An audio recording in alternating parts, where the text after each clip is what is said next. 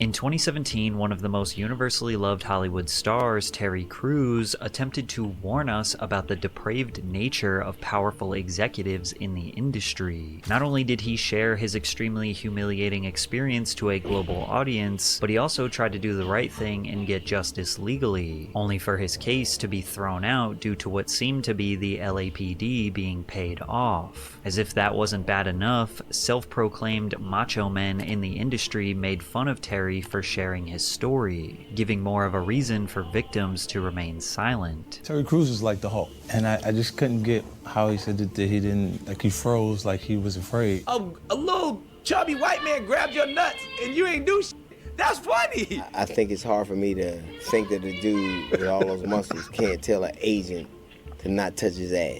Is there a chance that Terry just might be gay and hasn't come out the closet yet? Because I had the same thought that you just had. Ironically, as much as these men tried to minimize Crews, all it did was expose themselves for being a cog in the wheel. I never thought he was gay or anything like that. And I messed with Terry Crews. Everybody Has Chris, my favorite TV show of all time. Of Hollywood's evil machine. But this was just one of the countless dark moments in Terry's career. Although the world saw him as a lovable, muscular teddy bear, deep down he was suffering from a lifetime of pain. Today we are going to deep dive into the tragic story of Terry Crews, the gentle giant who never had to build a facade to be loved. The reason Terry Crews decided to become a chiseled 250-pound beast was because he thought he would have to kill his father. A lot of my desire to be strong was because I knew one day I may have to kill my father. Terry Crews was the son of a violent alcoholic father and an extremely religious mother. Well, my earliest memory is my father knocking my mother out. He was physically abusive, just straight up. And it's wild because he didn't hit us because my mother would kill him. Right. But my mother let him hit her. Not let, I wouldn't even say let, but she would just say, she kind of took her abuse as par for the course. Divorce was not even considered an option because of his mother's religious views, so Terry had to witness this constant violence through his formative years. Additionally, his mother's religion did not allow Terry to go to the movies, watch television, listen to music, or really do anything that was secular. So he developed an incredible imagination and a knack for drawing. I started this art ability simply because I had a huge imagination and was wondering what the world was like. I mean, people would tell me, you know, they went to the movies and they would describe the films and I would try to draw them out. Wow. Because I couldn't see them. Whether it was playing the flute, dancing, painting, or acting, That's smart if you ask me.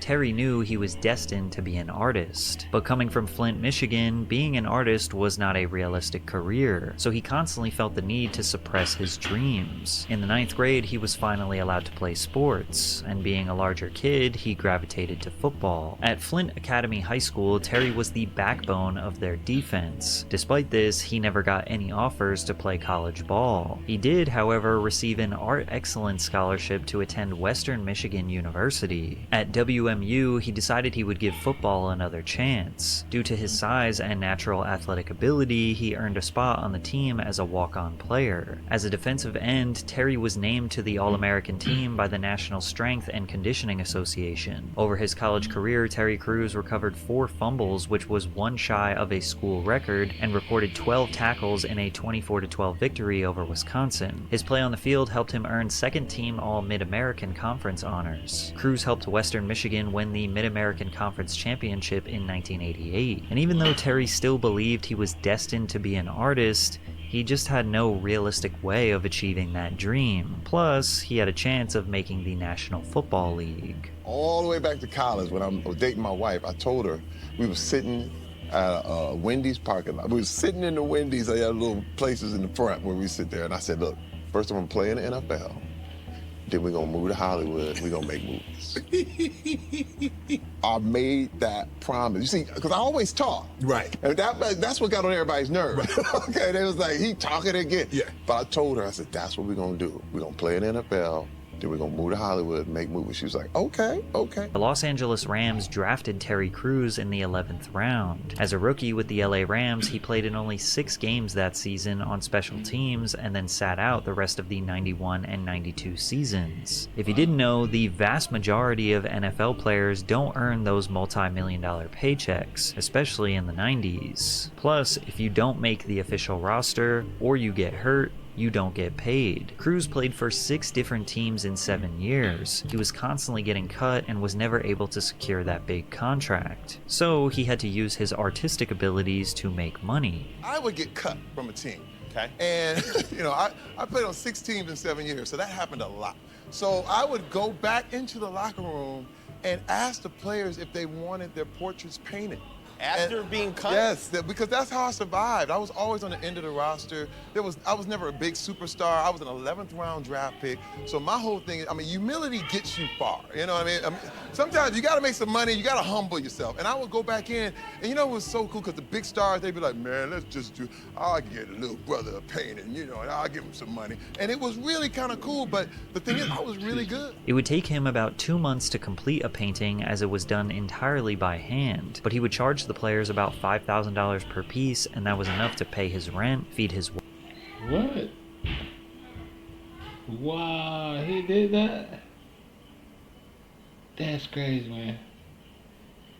wife and 2 daughters. Terry even says the reason he is bald is because he was so broke. Back in 1991, I had the most beautiful flat top you could imagine. And then I went to the NFL and I was like, oh man, my high top is so beautiful. And then I got cut.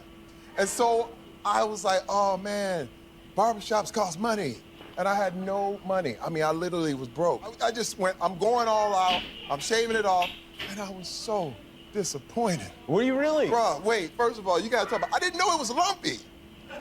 I had no idea there was lumps in my head. It was now 1997, Terry was almost 30 years old, and he knew he was never going to get the consistent NFL job. Over his 7-year career, Terry played in a total of 26 NFL games and secured a total of 5 tackles. Feeling defeated with absolutely no direction to go in, it was actually his wife who brought up that promise that he made to her back in college. She said, "Let's take the girls to Hollywood and make movies." But how does a guy with no money, no connections, and a family of 4 survive in Hollywood? Well, he started by asking his former Washington Redskins teammate Ken Harvey for money. And I was taking these loans from my friend, continued to take, I probably took about 20, 30 loans from this guy. Wow. And he was a pro football player. He's my good friend, Ken Harvey. He's still my good friend to this day. And that's what's so amazing. He stopped and said, hey man, I asked him for one more loan. He said, dude, that's it. I can't do it anymore. Terry lived off his friend's money for 1.5 years trying to get a job working behind the scenes of a Hollywood production. He was unsuccessful. Desperate to pay the bills, he went to a temp agency to find work where they gave him a job sweeping factory floors for $8 an hour. Sweeping floors humbled me. Like, there's a breaking that you have to go through. Because there was a long time I wouldn't do that. Right. And I was like, hey man, I'm too proud for this. And what would everybody think if they see me sweeping the floor? Right. And my wife was like, they don't know you. After sweeping floors, Terry used his natural size and NFL pass to apply for security work. He landed multiple jobs in LA working security outside of various Hollywood studios. In 1999, he was working outside the set during the filming of Next Friday, starring Ice Cube and Mike Epps. Terry's job on that set was to secure, aka just watch Ice Cube's car for 12 hours. And I was out there literally watching Cube's car. And there I'm like, I'm in the business. But I was so far from anything happy. Through working security, Terry met a friend who was a location manager. Location managers basically just oversee all of the various locations of a film production, and they also hire security to secure those locations. Well, he's like, dude, we're doing this really intense movie at the Jungle right now with Denzel Washington. You gotta come check it out. I came on set as a visitor.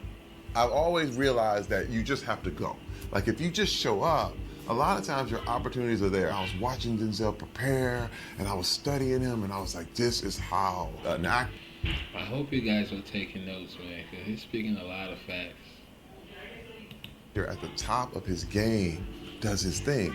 Well, the director walks over to me, Antoine Fuqua, and he says, hey man, you want to be in this movie? I said, yeah. I was like, sir, whatever you need me to do. It was wild. And he said, I'm gonna find ways to use you in the movie. And I was like, whatever you need. And I didn't get one dime for training day. I just showed up, I volunteered, I said, whatever I can do, I just want to help the movie. I want this to be the best thing ever. Oh, you mother... Okay. Terry's uncredited role in the film was so small and seemingly so insignificant, yet it was the reason why he got his big break in Hollywood. Training Day was a $100 million box office hit, and it just so happened to be one of Ice Cube's favorite movies. And when Ice Cube was watching Training Day, he remembered Terry Crews as the security guard from his set 2 years ago. So he got in contact with Crews and asked him to audition for his next film, Friday After Next. They remembered me. So I got a chance to audition for Friday After Next. And I remember us sitting in the waiting room, me and Cat Williams, hoping, praying one day we would be able to, be in this movie. Cat Williams and I decided we were gonna go all in. There was gonna be no holding back. If you look at the scenes with Cat Williams and I, it's almost like an intense drama. Although Friday After Next was not a box office smash, the Friday series was a cult classic loved by millions more than the financials indicate. Terry Crews was officially in. All of what he calls Black Hollywood knew his name, his face, and he was ready to take over. I knew I was in my destiny. When I say, and this is what I'm saying, I found my destiny. It was so wild because I didn't even want money anymore. I said, I want that feeling again. Mm-hmm. You know what I mean? It's too, because you could talk about athletes and money and all that stuff, but there's a point when I'm sure when you just catching and doing everything right, you want to chase that again. Despite Terry seeming like he was... Yeah, I can relate to what he's saying, but there's a certain way you feel, certain thing that's happening to you, you just want to feel that again. True. Was on top of the world, he was still suffering through dark times. One Christmas that he calls the Christmas from Hell, he decided to take his children and his wife back to Flint, Michigan to see his family. Fearful of his father, also known as Big T, resorting back to his old ways, Terry told him to keep his composure in front of the grandchildren. But once the alcohol got flowing, Big T lashed out, and he hit Terry's mom in front of the children, knocking her tooth out of place. I said, so what's going on? Nothing. I said, didn't I tell you? Didn't I tell you not to act up?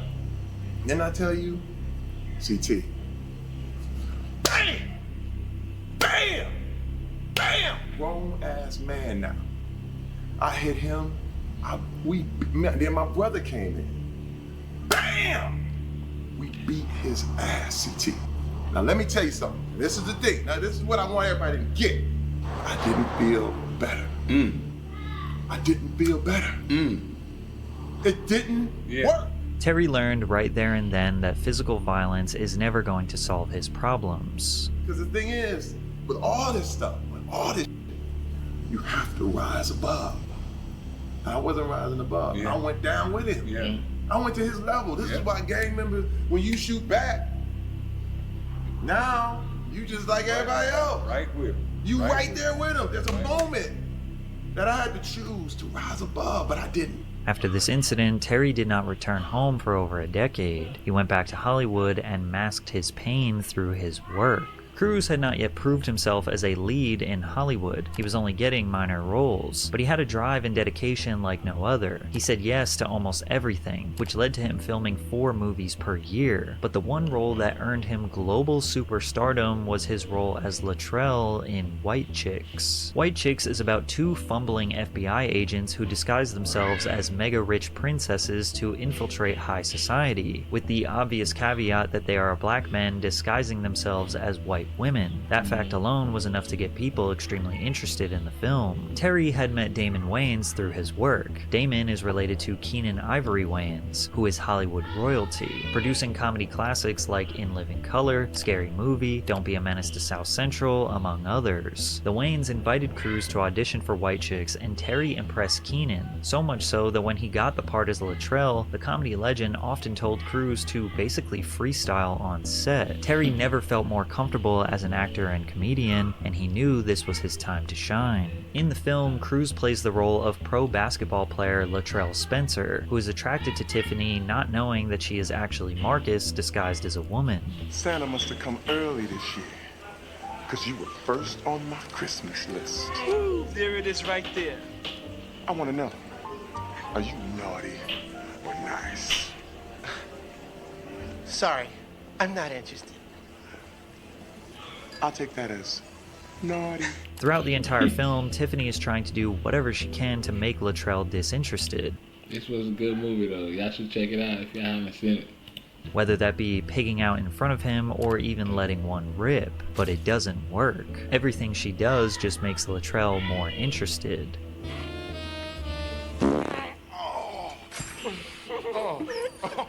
Oopsie, I had a poopsie.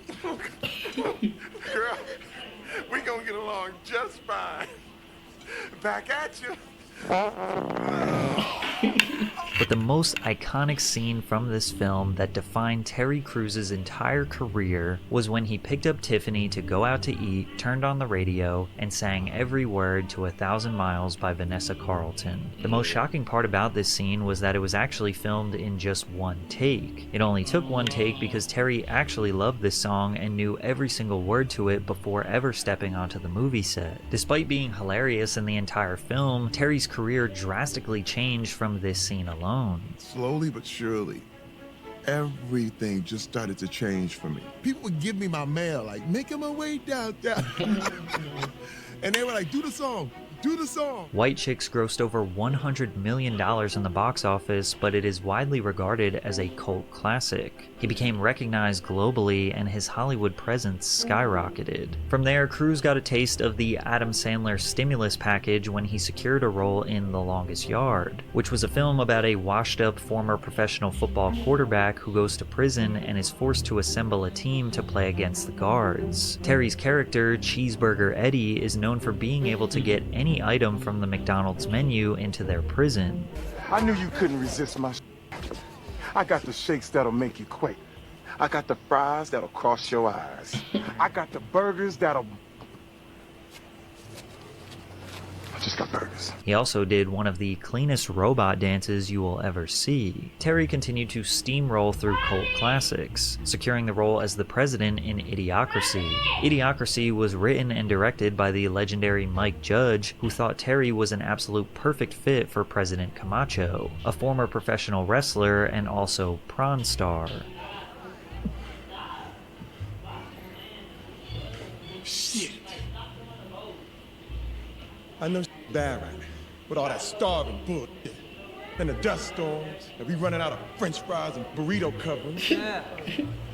But I got a solution. That's what you said last time, dipshit. Ironically, President Camacho would have a decent chance at winning the actual presidential election today, but it was again a connection that Terry Crews made on set that would get him another career-defining role, which was portraying Chris Rock's father on the TV sitcom Everybody Hates Chris. I opened that up. He's like, I want you to play my dad. Because he saw me and my wife and my 2 kids out there in Santa Fe, New Mexico, when we was filming Longest Yard. He was watching. And that's the thing on other people. You got to remember, everybody is watching. Everybody is watching. And so then I played Chris's dad on Everybody Hates Chris for 4 years straight. This man, when I look at my life, man, I just thank God for every opportunity. Everybody Hates Chris is an extremely highly rated sitcom, achieving a near perfect score from both fans and critics. And although it is a comedy, it is primarily about adolescence and family life in inner city poverty, the determined struggles of decent parents trying to provide a better life and values for their family, which made Terry the perfect candidate for the role, as that kinda explains his real life. Crews' character Julius was loved for his insane levels of frugality. I know you're not gonna throw that away. Eat that. That's like 10 That's 30 cents worth of oat. Unplug that clock, boy. You can't tell time when you sleep. It's 2 cents an hour. Throughout his career, Terry constantly broke the trope that muscular African Americans had to be portrayed as tough gangsters. Muscles aren't funny was a common thought in the industry, and Terry knew he could break that barrier. He didn't need to pretend to be something he wasn't for the approval of Hollywood. He didn't have to build some facade and maintain it so he could get consistent work. He always remained himself, and that's why fans loved him. Terry Crews is a giant muscular teddy bear that deserves to be loved and appreciated. After his hard work through the 2000s, Terry Crews was officially an A-list superstar, but his dark past that he hid from his wife was at its tipping point. Not the money, the fame, nor the acceptance from the world could distract him from the secret he was hiding from his family. And on his darkest day, to what he now calls D-Day, is when he had to admit to his wife that he had cheated on her. Years go by, but my wife was always suspicious, like, what's up with you, Terry? And I'm like, I'm good. And I remember starting arguments, so she would stop talking. You start to forget which lie you told. Things start to conflate and mixing up, and the pornography never stopped. It would be at a lull, but I'd go like a month and be like, oh wow, I'm good. And then February 2010, she was like, what is it I don't know about you, Terry Crews? And I'm like, what she has to complain about? It's a good life, And the question I would ask her, and I would literally ask myself, was like, why doesn't she believe me? When the question I should have been asking is, why am I lying? And I had blamed her for not believing me. That's how deep it goes. And I'm gonna tell you, success is the warmest place to hide. You get a lot of sycophants. You get a lot of people telling you, you're right. I had tons of people like, man, you good. In comparison to everybody else, oh my God, you never hit your wife. You bring the money home. You do all this stuff. But I was not real. I was a lie. I was living a lie. And when I told my wife, I heard this gasp on the other end, and I was like, oh boy, I think it's over. And she said, I'm done. She said, I don't know who you are. I have no idea. Because see, to me, it happened 10 years ago. But to her, it happened today. Most men in Hollywood, or in general, would have listened to their ego. They would have convinced themselves that their infidelity was no big deal, and it's menial compared to what other men do. Additionally, a Hollywood star like Terry Crews would probably have left their wife and just married some 21-year-old. But then, how would his kids view him? You see, Terry Crews was trying to be the role model that his father never was. He also loved his wife and cherished her loyalty to him. She stuck by him when he was nothing. She believed in him, and he knew that was something he could not just let go. They spent years repairing their relationship, but today they use their story as a way to help other couples revive their relationships. Wow. So now, this is what you have to do. And I was totally prepared to live the rest of my life by myself, because knowing what I'd done, I was like, would I forgive me? See, that was the big thing. Like, would I forgive me? And you know what the answer was? No. No. Yeah. She did. Many people praise Terry for opening up about his vulnerabilities. He says he constantly receives emails and messages from people that he has inspired to get help for their addictions, or dive deeper into their faith to find answers for their darkness. However, not everyone thought him being vulnerable was honorable. Some of them thought it was funny. More specifically, when he announced to the world that he was sexually assaulted, guys like 50 Cent, Nick Cannon, and others publicly mocked him. On October 10th, 2017, Terry tweeted, "This whole thing with Harvey Weinstein is giving me PTSD. Why? Because this kind of thing happened to me. My wife and I were at a Hollywood function last year, and a high-level Hollywood executive came over to me and groped my privates. Jumping back, I said, 'What are you doing?' My wife saw everything and we looked at him like he was crazy. He just grinned like a jerk." The alleged perpetrator was Adam Vennet, who was the head of motion pictures for Morris Endeavor Entertainment, an American holding holding company for talent and media agencies with a net worth of around $6.9 billion, servicing A-list clients like Jake Gyllenhaal, Christian Bale, Hugh Jackman, Denzel Washington, and even Elvis Presley. Based on the casual nature of Terry's tweet, it was kind of hard to take him seriously. Then when he went on national news to tell his story, they realized this was no joke. Back in February 2016, I was assaulted by Adam Bennett, who is the head of the motion picture department at William Morris Endeavor, one of the biggest agencies in the world. He's connected to, probably everyone I know in the business. I did not know this man. So you did not know him before this? I have never had a conversation with him, ever. I'm looking at him, and he's basically staring at me, and he's sticking his tongue out, and it's overtly sexual kind of tongue moves. And I'm sitting there like, it's a party, it's packed, the whole thing, and I'm looking like, is this a joke? I mean, I don't understand. It was actually so bizarre. And he keeps coming over to me. He comes over to me. I stick my hand out, and he literally takes his hand and puts it and squeezes my genital. And I jump back like, hey! And he's like, and he's still licking his tongue out and all this stuff. And I go, dude, what are you doing? What are you doing? And then he comes back again, and he just won't stop. And then I really got forceful, pushed him back. He bumps into all the other party goers, the whole thing, and he starts giggling and laughing. And let me tell you, Mike, I have never felt more emasculated, more objectified. So you didn't think anybody would believe you if you came forward?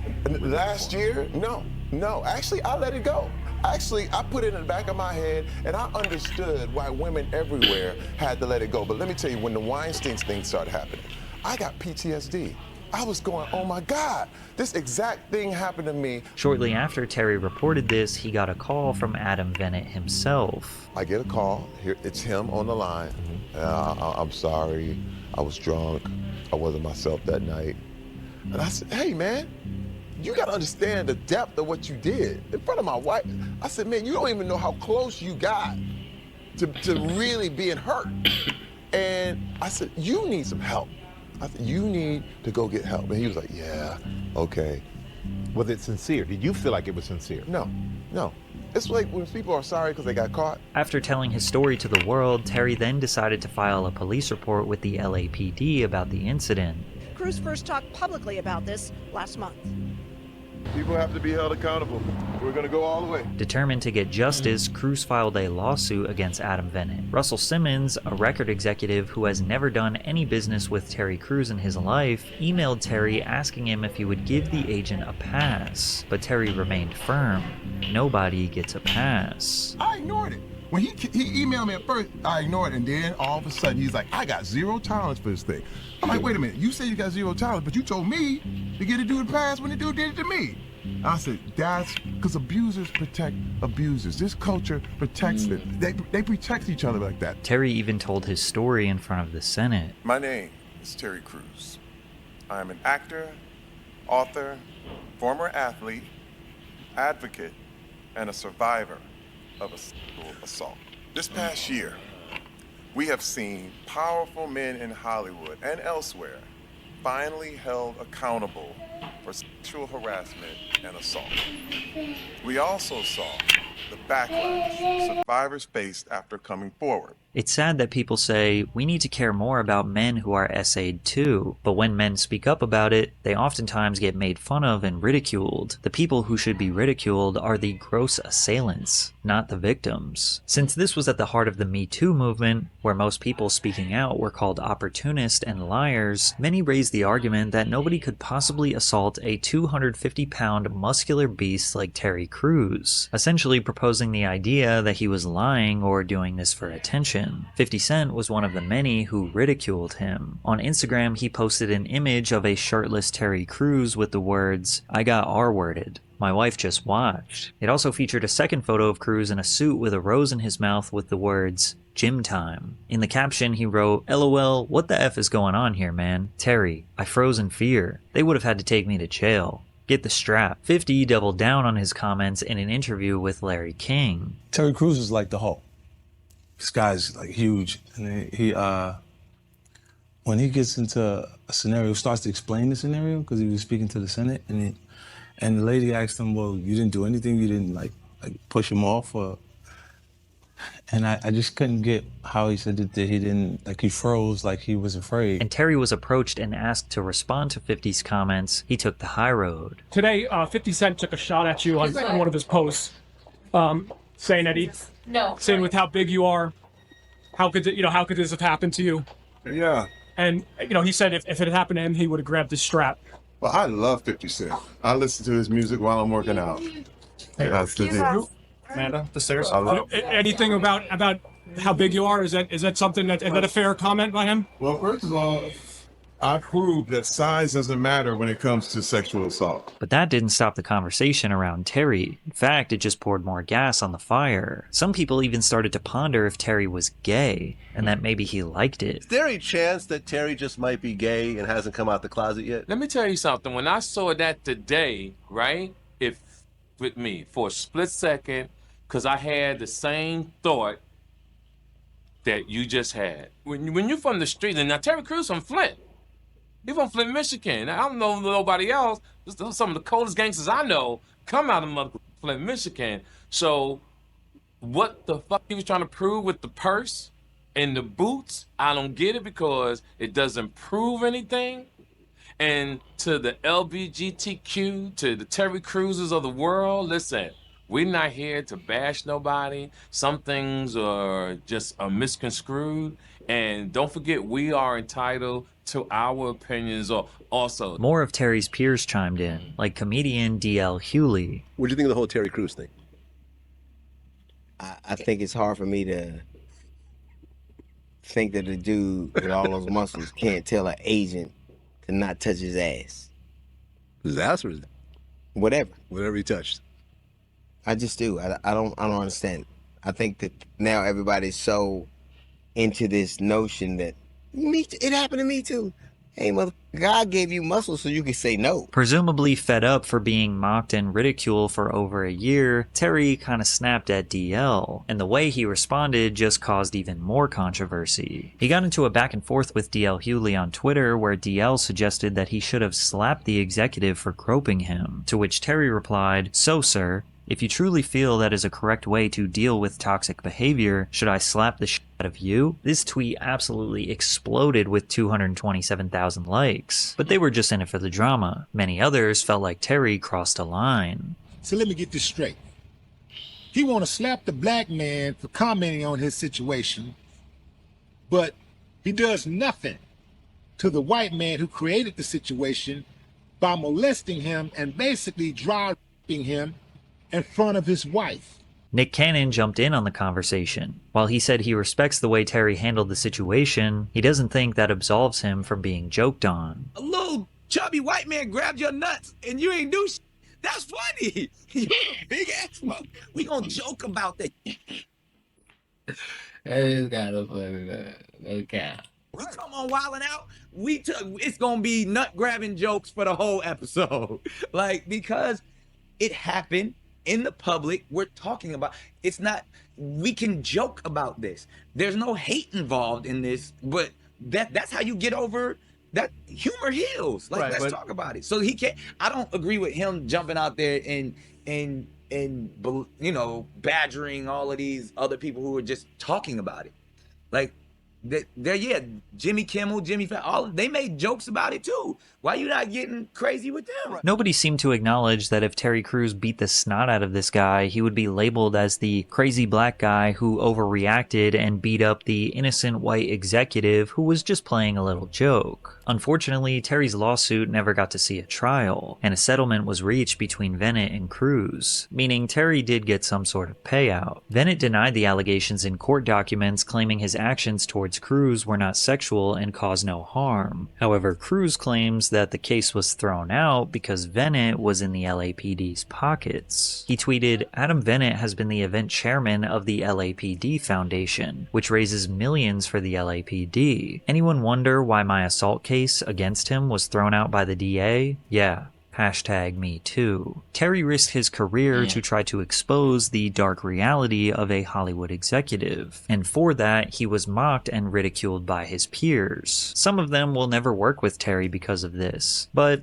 it doesn't really seem like it impacted his ability to get work. Brooklyn Nine-Nine, Terminator Salvation, The Expendables 1, 2, and 3, Bridesmaids, Arrested Development, The Ridiculous Six, Sorry to Bother You, Deadpool 2, hosting America's Got Talent, and even becoming the most iconic Old Spice spokesman in history, it's safe to say that standing up for what was right paid off in the end. All of Terry's decisions, even if deemed controversial, were done in the spirit of being the man his father never was. Terry is redefining masculinity, constantly asking himself, what is the right thing to do as a husband and as a father? And despite all the pain, torment, and abuse his father put onto him, he forgave him, and they made amends. And I got with my father, and I forgave him.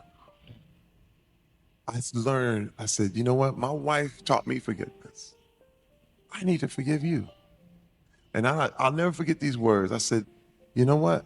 I've been waiting on you to say you're sorry. You know what? I am going to say right now, that if I could choose my parents, I'd choose you because I came through you. I'm not from you. I came through you. You didn't come from your parents. You came through them. So you do not have to take the stuff that they had. You can choose what to take. You can choose the good or choose the bad.